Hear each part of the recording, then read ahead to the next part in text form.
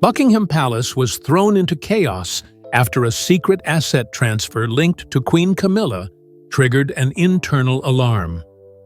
Hidden documents, unauthorized movements, and encrypted approvals revealed a shocking breach in royal protocol. What began as a routine audit quickly spiraled into one of the monarchy's most serious financial scandals. Alarm bells ring as Camilla's secret asset transfer is discovered. The alarm didn't sound publicly. It rang inside the palace. Late one evening, senior financial officers reviewing internal royal records noticed something that didn't belong. Buried inside routine accounting files were unsigned authorizations, quiet approvals that appeared to permit the movement of high-value assets.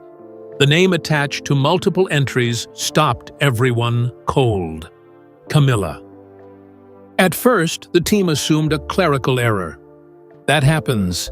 But as they dug deeper, the pattern became impossible to ignore. These weren't accidental discrepancies, they were deliberate instructions, executed outside standard approval channels, and without the usual documentation trail. Within minutes, the situation was escalated. Palace security was alerted. Senior advisors were called in. Guards were ordered to secure all financial records immediately. Every ongoing transfer, digital or physical, was frozen. No asset was to move another inch without direct authorization from the highest level. What troubled officials most wasn't just the movement itself. It was the timing and silence. No prior notice, no formal briefing, no recorded approval from King Charles or the Royal Finance Council. One internal alert classified the issue under a chilling label: potential constitutional breach. That phrase changes everything. A covert review team was activated on the spot. Their mission was narrow but urgent: identify what was moved, where it went, and why no one was told. This wasn't treated as a misunderstanding. It was treated as a containment situation. Whispers spread fast inside Buckingham Palace. Some officials began to suspect this wasn't random asset shuffling. The theory forming quietly in closed rooms was far more unsettling: that this was a strategic repositioning, done quietly to avoid scrutiny. One advisor reportedly said, "You don't move assets like this unless you expect trouble." And trouble, it seemed, had arrived. As the review team worked through the night, one question kept coming up again and again: what exactly had been transferred? The answer only made the situation more volatile. What assets were transferred without notice? By the next morning, the scope of the situation became clear, and it was far bigger than anyone expected. Preliminary reports flagged jewels, historic heirlooms, real estate interests, and trust-linked funds connected to royal holdings. Some items were classified as ceremonial. Others sat in a gray area, technically listed under Camilla's name, but traditionally understood as part of the royal ecosystem, not personal property. That distinction is critical. Several assets were tied to royal trusts, structures designed to protect heritage items from private sale or relocation. Financial ledgers showed value shifts, assets reassigned between trusts and private holding entities. On paper, it looked legal. In context, it looked explosive. Palace analysts immediately blocked all related transfer protocols at registry offices and asset custodians. The concern wasn't just monetary, it was symbolic. These items represent continuity, legitimacy, and history. Moving them quietly sends a message, whether intended or not. One senior official summed it up bluntly: "This isn't just about money. This is about who controls the legacy." What complicated matters further was the classification. Camilla's advisors quickly argued that several of the flagged assets were her personal property, acquired legally and managed privately. But palace veterans weren't convinced. In royal terms, ownership and stewardship are not the same thing. Even assets legally held can be politically radioactive if moved without transparency. The estimated value alone was staggering, but insiders stressed that the real danger lay in precedent. If a queen consort could quietly reposition assets without oversight, what stops future figures from doing the same? By the end of the day, one thing was clear. This wasn't a paperwork issue. It was a power issue. And as investigators traced how the transfers were executed, the palace braced for the next revelation: how this was done without anyone noticing until now. How the discovery was made. It began like any other audit, a routine review tucked quietly into the monthly palace schedule. For senior palace accountants, it was supposed to be standard. Check digital ledgers, confirm entries, issue a report. Nothing unusual. But within hours, that expectation shattered. As two senior auditors from the Royal Finance Office combed through long-standing records, they paused on a single suspicious entry, one that appeared buried within the archives of the Royal Treasury's digital log. The timestamp was strange: 2:17 a.m., weeks prior. And the user ID? Not a regular Treasury official, but an administrative alias the team didn't recognize. Even more alarming, it had been routed through a restricted access folder that hadn't been opened in nearly a decade. That was the moment red flags went up. What initially appeared to be maintenance records quickly unraveled into something far more serious. As the accountants cross-referenced metadata and traced the pathway, they stumbled upon encrypted documentation, cleverly renamed and stored in mislabeled folders. Inside were formal asset movement requests, not drafts, not proposals. These were fully encoded, digitally stamped, and set for execution. Among them, royal trust reallocations, heirloom holdings, and a suspicious note attached to a trust-tied property in Norfolk, one previously categorized under Crown oversight, not private ownership. One document contained a transfer authorization code that matched a 2011 Royal Registry file. That code should have required full Treasury approval, yet there was no sign of oversight or secondary verification. Instead, it was routed to a backdoor account with elevated clearance, an access point tied to Camilla's private administrative wing. Treasury liaisons were alerted instantly. The file was flagged as a Category 3 asset integrity threat. The breach protocol was activated within 45 minutes. But what came next confirmed this wasn't just an accidental mishandling. A specialized team within Royal Cyber Intelligence launched a signature trace. Using credentials embedded in the authorization pathway, they tracked the internal logins involved in executing the digital request. The result? They traced the origin to a senior advisor inside Camilla's office. While her name was not directly on the forms, the network trail, approval chain, and encryption key matched credentials used by her top financial aide, a figure with access to sensitive asset portfolios. The discovery was not random. It was carefully executed, intentionally hidden, and disguised within layers of outdated system architecture. Palace officials now had a chilling realization. This wasn't a system glitch. It was a controlled operation, routed through limited access portals designed to bypass formal channels without immediate detection.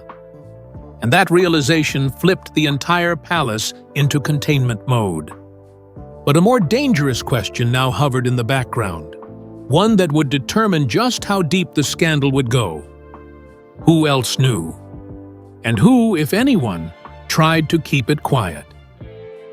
The palace security response. Within just hours of the initial discovery, Buckingham Palace went into emergency mode. The calm orderliness of royal routine was shattered by a sweeping internal alert. The royal archives were to be sealed immediately. No documents in, no documents out. Not even senior aides were exempt. From the top of palace command came the stark directive: no asset leaves royal grounds until further notice. It wasn't just precaution, it was containment. Security teams were dispatched in waves, first to high-risk zones like the vault rooms, then to digital archives, personal estate offices, and property registries connected to the monarchy. Files were frozen. Safes were locked. Access points at Buckingham, Clarence House, Sandringham, and Balmoral were reassigned fresh guard rotations. 24-hour surveillance was implemented at multiple entry gates. No royal vehicle could leave any property without receiving dual clearance from security and legal departments. Behind the scenes, emergency legal briefings were called. Lawyers, both internal palace counsel and external constitutional experts, were summoned. The questions raised weren't just about authorization or oversight. They reached into inheritance rights, succession law, and asset control protocols that haven't been tested in over a century. Then came the phrase that changed the temperature of the room: potential constitutional breach. The moment those words were spoken, the palace's response shifted from concern to crisis. Suddenly, this wasn't about Camilla. It was about the very fabric of monarchy, how it holds power, who has access to what, and what counts as royal versus personal. Meanwhile, the royal media team activated blackout mode. No comment, no informal guidance to press. All social media mentions were to be monitored for leaks. PR staff were warned not to speak, even off the record. Memos were circulated quietly, heads down, eyes alert. Even long-trusted staff members found their access suspended. Archive badges were deactivated, digital passwords reset. Some courtiers who had worked in the palace for decades were told they would be temporarily reassigned. All asset transfers were frozen, no matter who approved them, whether from Camilla's office or even higher. "Everything stops," one high-ranking official said, "until we know exactly what we're dealing with." Damage control strategies were drafted, but never released. There was no way to spin this, not yet. Because what the palace now faced wasn't just a misstep in protocol. It wasn't just about numbers, titles, or paperwork.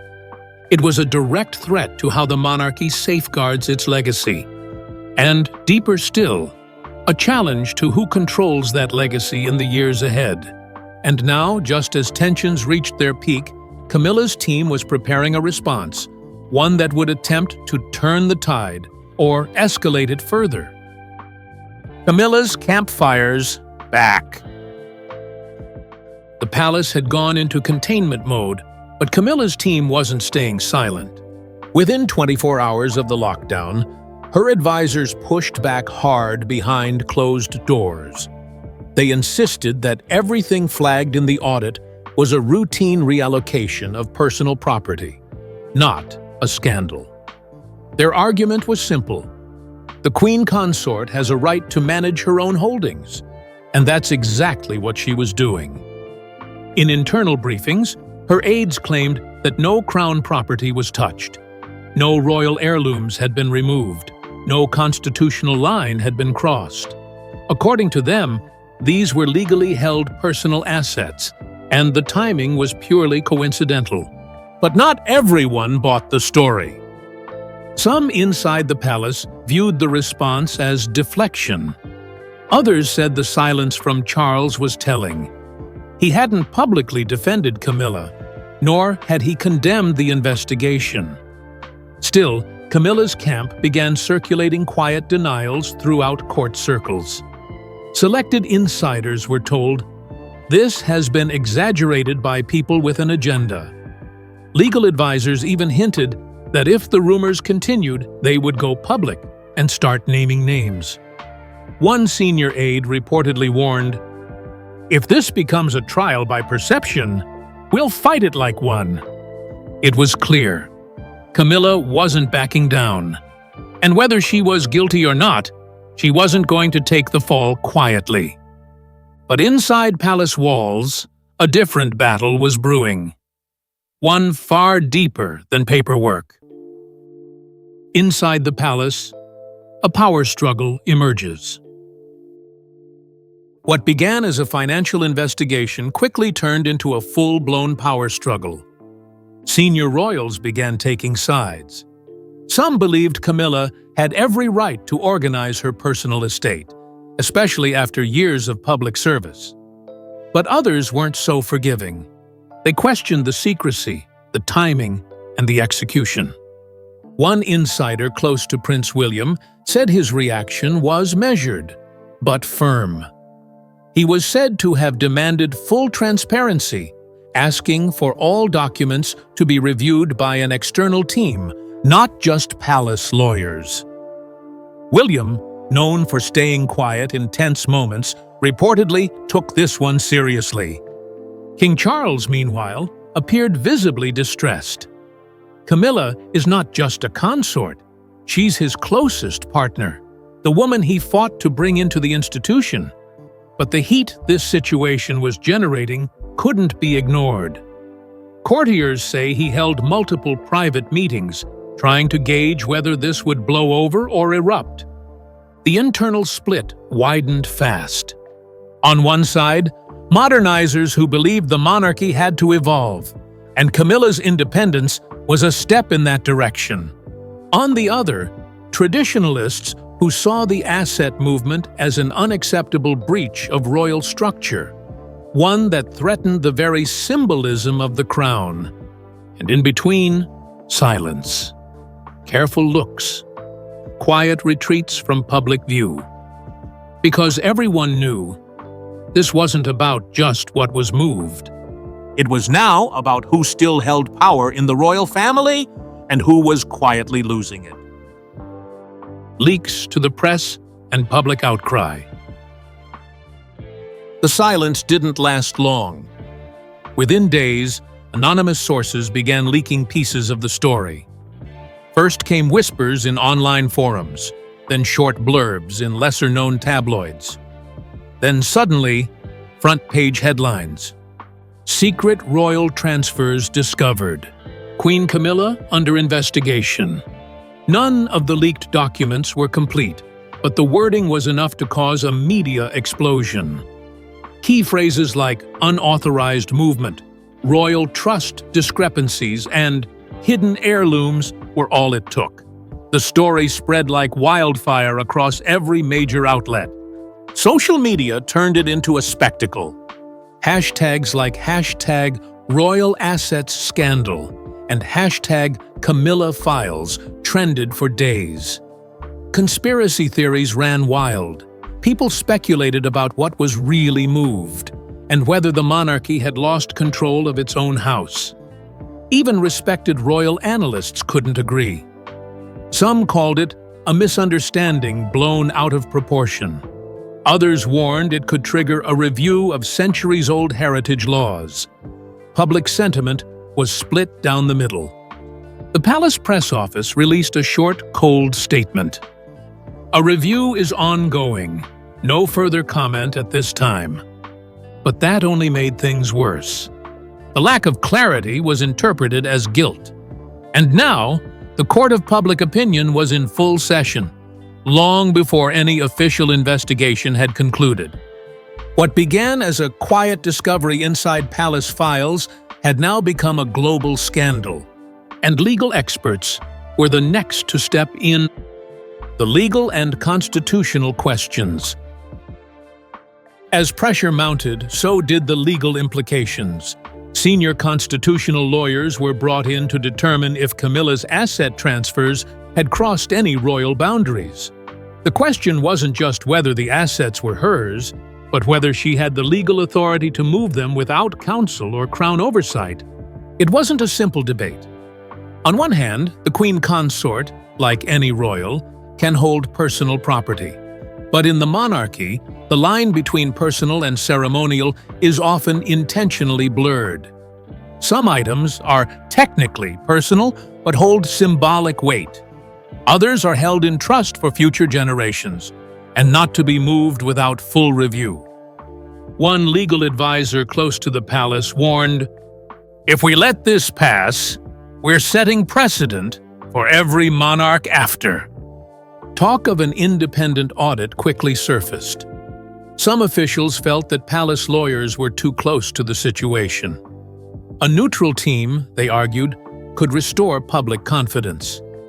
Meanwhile, internal law teams raced to catalog which assets were affected and whether they'd already changed hands.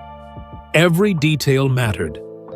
Behind closed doors, the monarchy faced a bigger fear, that this issue could spark constitutional reform debates in Parliament. If Camilla was seen as manipulating royal wealth, questions about transparency and accountability wouldn't just be limited to her. They'd reach the heart of how the monarchy operates. And with that, another storm was quietly forming, this one from inside the very laws that protect the crown. How other royals are reacting.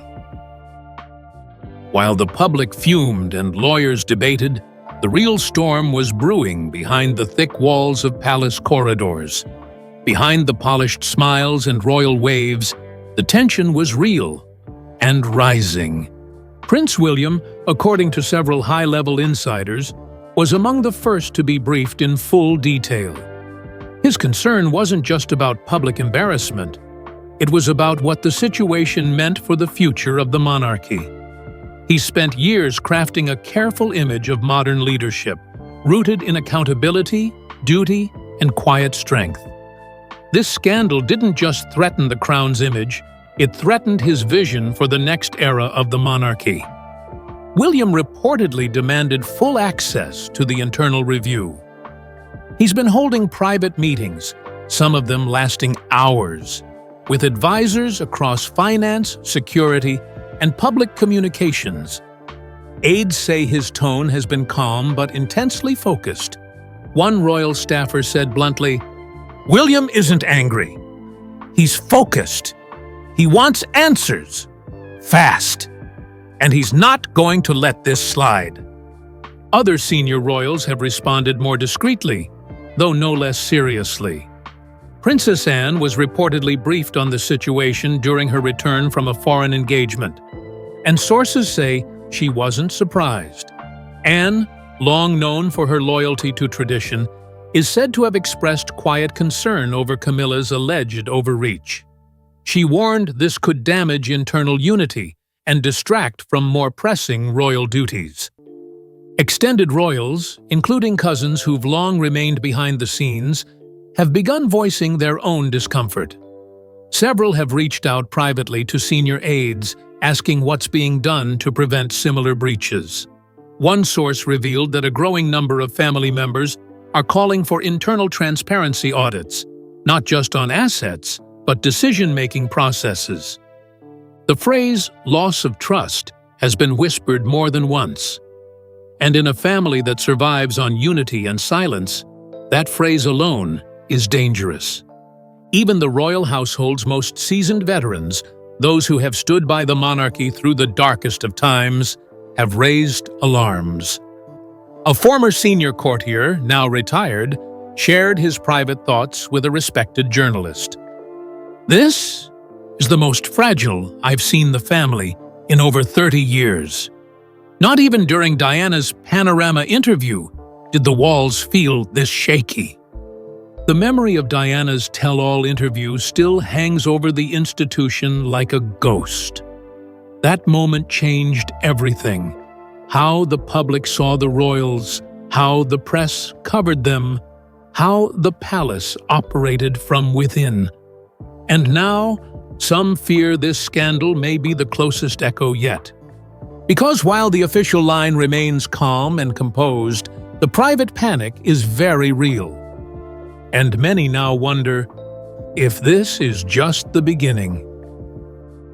The aftermath. A palace on edge. The atmosphere inside the palace is no longer one of quiet tradition.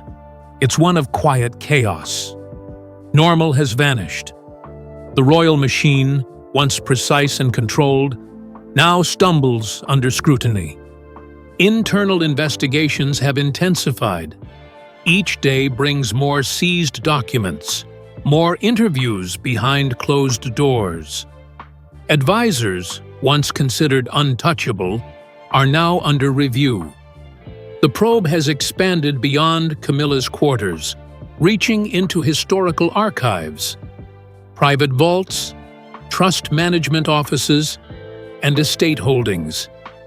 Nothing is off-limits. What started as a simple audit is now one of the most aggressive internal reviews in modern royal history. Operations are running under strict emergency protocols. Senior staff have been instructed to double-verify all asset-related communications. Even routine correspondence is being filtered through legal teams. Trusted aides, those who've worked in the palace for decades, now move carefully, almost nervously. Every word, every step, watched. Security has also changed. Multiple chains of command have been activated. Teams once loyal to one royal household now report to cross-palace oversight units. Insiders describe it as a quiet breakdown of central authority, with whispers of mistrust growing between departments. The public isn't blind to the tension. Media coverage has taken a sharp turn. What began as curiosity is now confrontation. Reformists, both in government and out, are calling for an overhaul of royal asset management rules, demanding annual transparency reports, proper classification of royal items, and third-party monitoring. The crown, once shielded by tradition, is now being pulled toward modern accountability. And then there's Camilla. Her public profile, once expanding steadily alongside Charles, is now in sharp decline. She hasn't been stripped of her title, but the palace has made quiet moves. Her access to key documents and meetings has been revoked. Her schedule has been reduced.